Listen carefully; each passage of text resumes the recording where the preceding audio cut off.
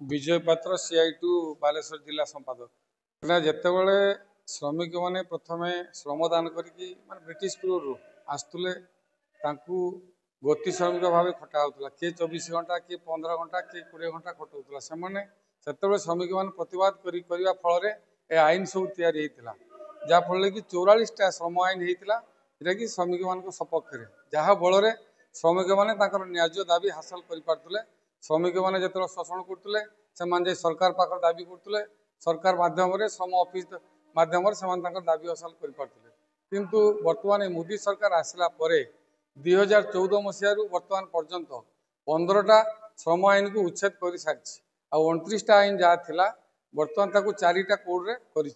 4टा code हवा द्वारा बर्तमान श्रमिक मैंने